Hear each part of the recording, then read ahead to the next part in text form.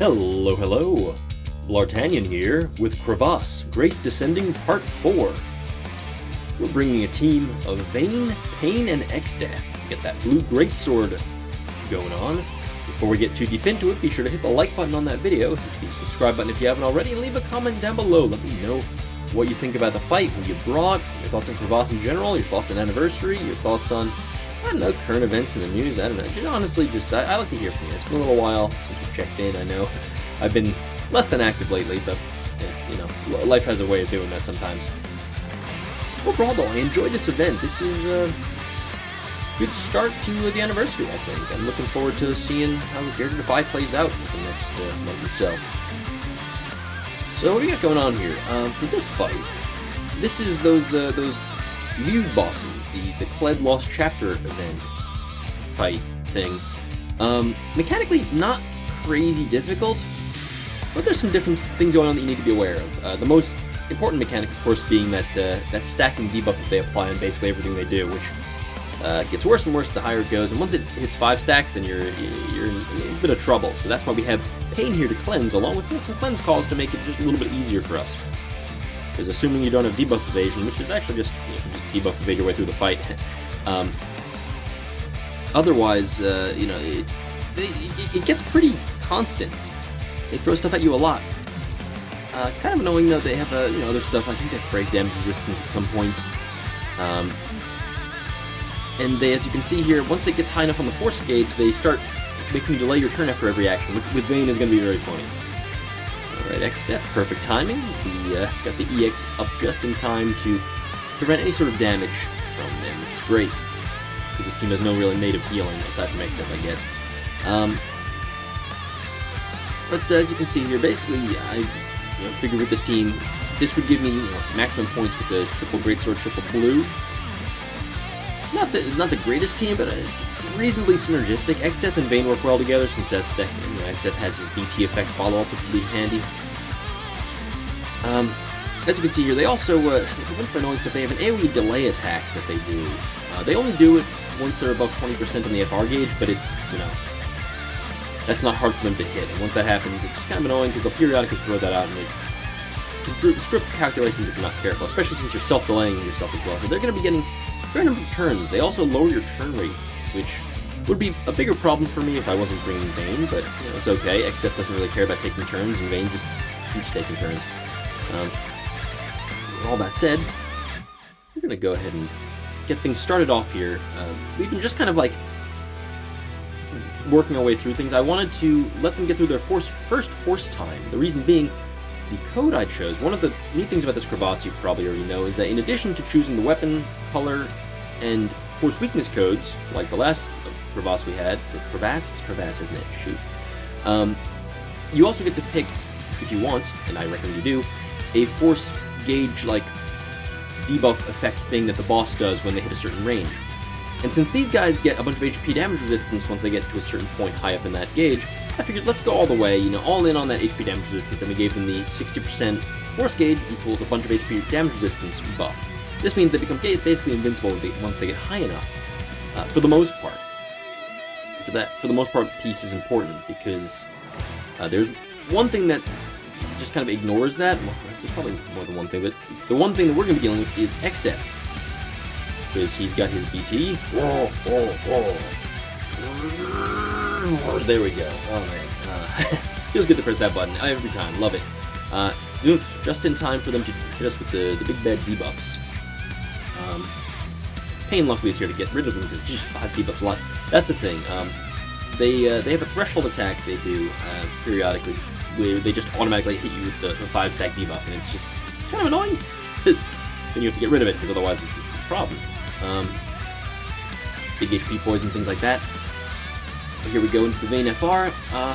Not the most impactful Vayne FR, because Vayne FR really benefits from, you know, young or follow-up effects, basically, and Xdeath doesn't count. But it'll get the job done. The basic idea with this team, I mean, shocker, is going to be Vayne takes a bunch of turns, Xdeath HP poison does a bunch of damage along the way, and Pain cleanses. Like, strategy, right? Not a whole lot of, like, big brain stuff going on here. Really, the critical parts are timing Pain's LDs and timing Xdeath's EX. that last part is important because we have very limited healing in this team. I think Lena Lena base and LD calls are the only healing that this team brings. Vayne is bringing Unicall to help with the cleansing, and Xdeath is bringing... I forget. He has... oh, right, Ketchi.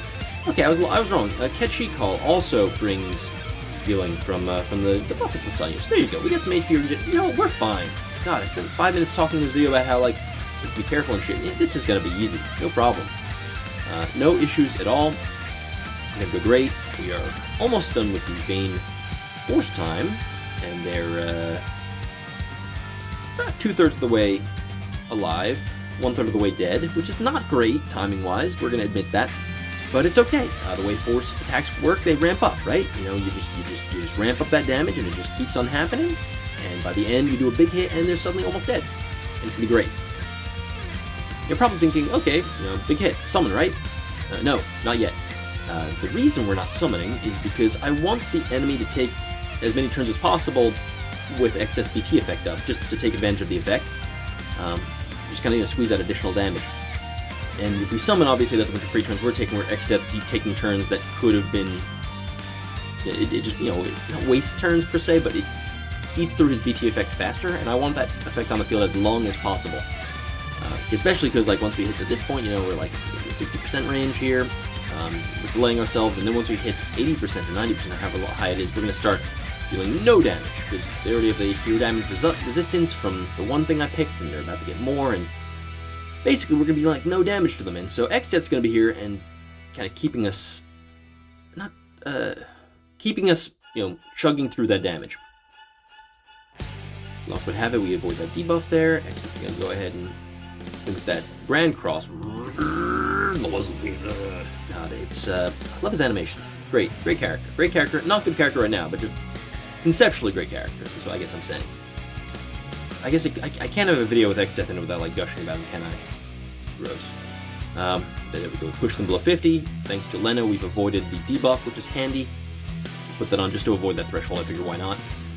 And now, the Force attack has gone off, and we're getting hit with that AoE delay attack we told you about. Luckily, thanks to Xdeath's EX, no damage from it, which is awesome. So we just kind of managed to sneak by. Thanks to the AoE delay, we also get to sneak by their Force time. It's gone already, which is nice. Now, let's go ahead and, I don't know, man, refresh the debuff, I guess? Oh, my guess, there we go. Womp. I think it's about time. About that time, right? Getting there. I'm thinking at this point about what to do vis-a-vis, you know, the different Force gauge things. I'm trying to think, do I have time to use the free turns, the free Vayne turns? Sure I do. Why the heck not? Let's do it. Brave Break, boom. Get some free damage in there, because, I mean, why not? It's right there. The reason we're doing this, of course, is to make sure that we go into DFR without them at any sort of, you know, worrisome point. We do have to do the Vayne first phase, or burst effect. Womp. There we go. With that out of the way, we are ready to go into the second Vayne burst, or Vayne Force time. Yeah, these guys, probably the easiest of the 3 fights, I would say. Sanctuary Keepers, of course, are assholes, and the robots can be annoying because a lot of the FRs you want to be using require breaks. You know, Jack Garland, Vayne, of course, and Arden are all very, you know, break-centric, and so it's this kind of awkward thing where, like, with the robots, they get a Brave floor, and so those guys, you're like, oh, well, I'll use Penelo for this one. You really want Penelo for the last one, because, like, the last one's hard and sucks. This is my rationale. I know it's not the only way you can do things. Sure, you can bring Penelo there if you want, or whatever. These guys, as you can see, though, there's not a whole lot going on. Like, they got the debuff, you know, cleanse it, whatever, bring calls, or just use pain or something. And they have that AoE delay, which is kind of annoying, and the self-delay, which is kind of frustrating, but it's not a huge deal. The turn rate down, I get, like, in theory, I guess you could do, like, a whole off-turn setup here, but I figured we'd off-turn the other dudes, because they turn warp, I think. Do they turn warp? No, I think I gave the other dudes the turn warp. I don't remember. It took me a while to be able to, you know, to edit this after finishing the fights, and so it's some of the details are a little fuzzy. I probably could have watched it back, but ain't nobody got time for that. You know, at this point, it's already like 2 days late or something. By this point, you've already probably beaten the Crevasse and don't need my help, so I'm hoping that you're enjoying the ride. For what it's worth. There we go. We're just kind of chunking them down. Hitting them with that Bane Force time without Yang. It just feels so lackluster. Yang really just makes that character work with his Force. I mean, it's great when he's there, as I've shown in the past, but without him, it's just a little bit awkward. There we go. I really hope that he gets a BT rework that amps him up. I think last time I ran Vayne, I did like a whole wish list of what I wanted to do, but we're not going to worry about that right now. There we go. Below the 20% mark, so they're going to go ahead and do that debuff again. Absolutely wonderful, but it's okay, because Pain is right here. So there we go. Last turn, hit him with that Brothers. Boom, big chunk.